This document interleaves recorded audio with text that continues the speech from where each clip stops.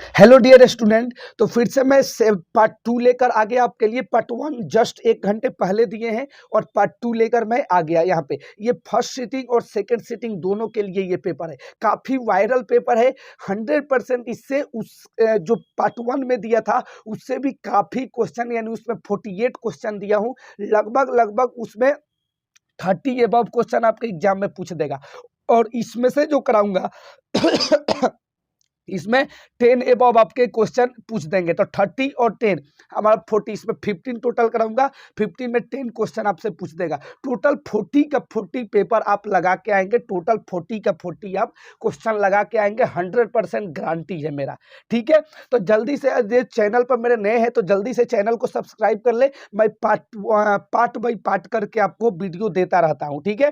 तो जब चैनल को सब्सक्राइब कर लेंगे तो लेटेस्ट नोटिफिकेशन सबसे पहले आप तक पहुंचेगा और इस वीडियो का आप लाभ उठा सकेंगे। तो जिसने भी चैनल को सब्सक्राइब नहीं किया है प्लीज सब्सक्राइब कर ले। आज मैं फिर से इंग्लिश के लिए देने वाला हूं, कल के लिए इंग्लिश का देने वाला हूं इसी चैनल पे। सबसे पहले आपको वायरल पेपर इसी चैनल पे मिलेगा और सभी क्वेश्चन मैं कराते रहता हूं लाइन बाय लाइन।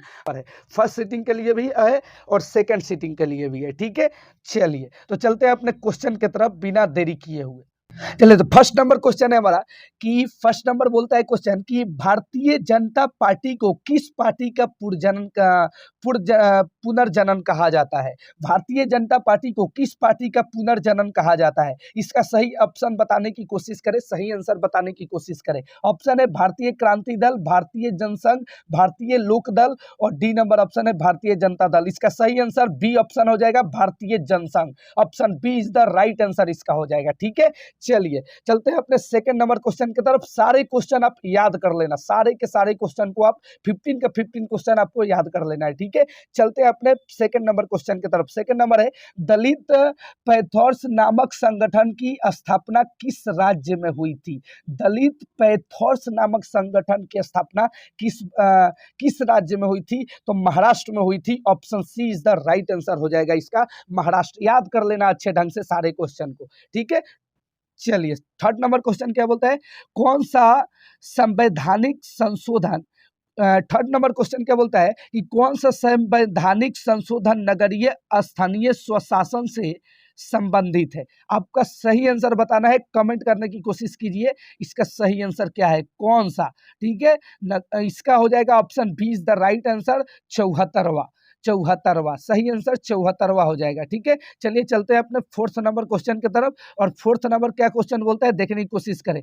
बलवंत राय मेहता समिति ने अपने प्रतिवेदन के कितने स्तरीय पंचायती राज व्यवस्था की सिफारिश की थी। सही आंसर बनाने की कोशिश करें, त्रिस्तरीय। Option C is the right answer हो जाएगा, त्रिस्तरीय। सारे क्वेश्चन को आप याद कर लो, ठीक है।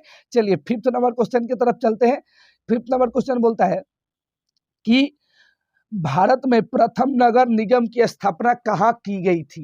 भारत में प्रथम नगर निगम की स्थापना कहाँ की गई थी, नगर निगम। अब बताने की कोशिश करें, बहुत इजी क्वेश्चन है, ठीक है। इसका सही आंसर बताने की आप कोशिश करें, इसका सही आंसर क्या होगा, तो मद्रास होगा। Option C is the right answer इसका हो जाएगा, मद्रास, ठीक है। 6 नंबर क्वेश्चन क्या बोलता है, सर्वप्रथम किस राज्य में महिलाओं को पंचायतों में 50% आरक्षण दिया गया, ठीक है। चलिए इसका सही आंसर क्या हो जाएगा, इसका सही आंसर बताने की कोशिश करें, Bihar. Option C is the right answer इसका हो जाएगा, बिहार। याद कर लो सारे क्वेश्चन को आप, ठीक है। बिहार इसका सही आंसर हो जाएगा, ठीक है। चलिए चलते हैं अपने 7 नंबर क्वेश्चन की तरफ।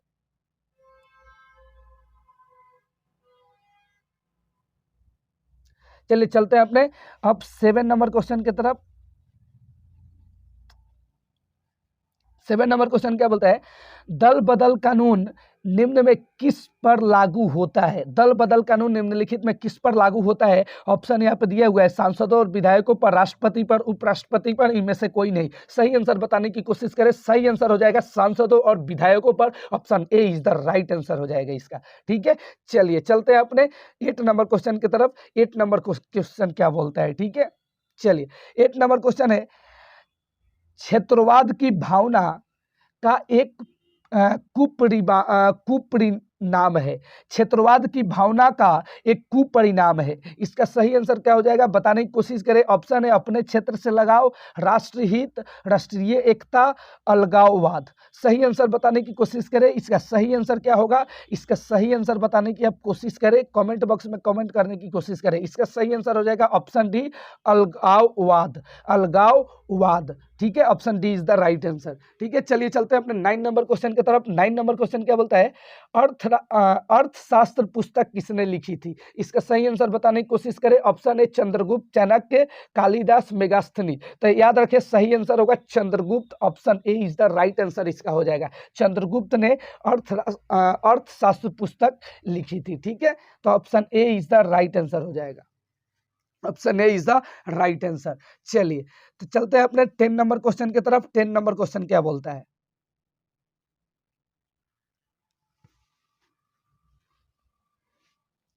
10 नंबर क्वेश्चन बोलता है इनमें से किस देश की संघीय व्यवस्था अन्य से अलग है। इनमें से किस देश की संघीय व्यवस्था अन्य से अलग है। ऑप्शन है भारत, कनाडा, संयुक्त राष्ट्र अमेरिका, इनमें से कोई नहीं। आंसर देने की कोशिश करें। इसका सही आंसर क्या होगा, इनमें से किस देश की संघीय व्यवस्था अन्य से अलग है। ठीक है, संघीय व्यवस्था, तो देखिए संयुक्त राष्ट्र अमेरिका, कहीं भी संघीय आ जाए संघीय अमेरिका लगा देना आंख बंद करके, तो संयुक्त राष्ट्र America option C is the right answer हो जाएगा। ठीक है, चलिए चलते हैं अपने 11 नंबर क्वेश्चन की तरफ। 11 नंबर है भारत की संघीय व्यवस्था निम्नलिखित में किससे प्रभावित है। आपको बताना है आंसर। ऑप्शन है कनाडा, बी है संयुक्त राष्ट्र अमेरिका, और यहाँ पे इसके नीचे सेकंड पेज में आपको सी और डी दिया गया है। ठीक है,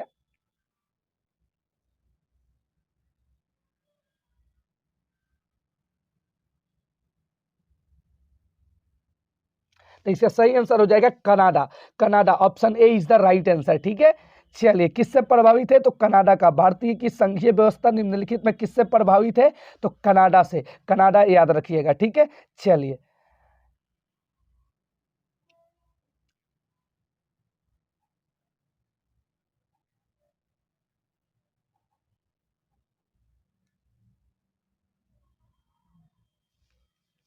चलिए 12 नंबर क्वेश्चन क्या बोलता है। 12 नंबर क्वेश्चन है भारतीय संविधान की किस अनुसूची में, भारतीय संविधान की किस अनुसूची में राष्ट्रीय भाषाओं की सूची दी गई है। आपको बताना है, ये बहुत वीवीआई क्वेश्चन है, मोस्ट इंपोर्टेंट क्वेश्चन, याद कर लेना। भारतीय संविधान की किस अनुसूची में राष्ट्रीय भाषाओं की सूची दी गई है, तो आप आंसर देने की कोशिश करें। 5वीं अनुसूची, 2री अनुसूची, 7वीं अनुसूची, 8वीं अनुसूची, कौन सा सही आंसर होगा, आंसर देने की कोशिश करें। ठीक है, चलिए ऑप्शन कौन सा सही हो जाएगा इसका बताएं, कमेंट बॉक्स में बताने की कोशिश करें।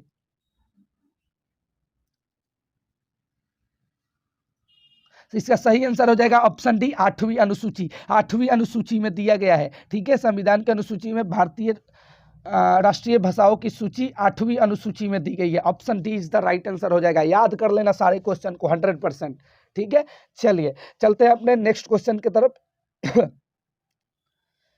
चलिए अपने 30 नंबर क्वेश्चन की तरफ चलते हैं। 30 नंबर क्वेश्चन ये रहे आपके स्क्रीन पे।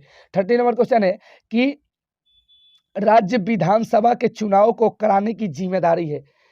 ये ऑप्शन दिया गया यहाँ पे, राष्ट्रीय चुनाव आयोग, राज्यपाल, राष्ट्रपति, राज्य चुनाव आयोग। ठीक है, आंसर बताने की कोशिश करें। राज्य विधानसभा के चुनाव को कराने की जिम्मेदारी किसको है। ठीक है, ऑप्शन यहाँ पर दिया गया है, ऑप्शन देने की कोशिश करें। ऑप्शन डी, राज्य चुनाव आयोग को। याद रखिएगा, राज्य चुनाव आयोग को राज्य विधानसभा चुनाव को कराने की जिम्मेदारी दी गई है। ठीक है, तो option D is the right answer हो जाएगा। चलिए 14 नंबर क्वेश्चन है। 14 नंबर क्वेश्चन ये रहे आपके स्क्रीन पे। 14 नंबर क्वेश्चन क्या बोलता है कि शिक्षा को संविधान के किस सूची में रखा गया है। शिक्षा को संविधान के किस सूची में रखा गया है, ऑप्शन देने की कोशिश करें। तो इसका option C is the right answer हो जाएगा, समवर्ती सूची। ठीक है, तो ऑप्शन सी हो जाएगा। यहाँ पे ए दिया है केंद्र सूची, राज्य सूची, समवर्ती सूची, इनमें से कोई नहीं। तो आप याद रखें समवर्ती सूची, यानी शिक्षा को किस संविधान के किस सूची में रखा गया है, तो समवर्ती सूची में। याद रखिएगा समवर्ती सूची, option D is the right answer इसका हो जाएगा। ठीक है, चलिए चलते हैं यहाँ पे अपने क्वेश्चन को एंड करते हैं। और यदि आप हमारे चैनल पे नए हैं तो चैनल को सब्सक्राइब कर लीजिए ताकि लेटेस्ट नोटिफिकेशन सबसे पहले आप तक पहुंचे। ये पार्ट 2 आपको दे दिया, पार्ट 1 और पार्ट 2 दोनों दे दिया।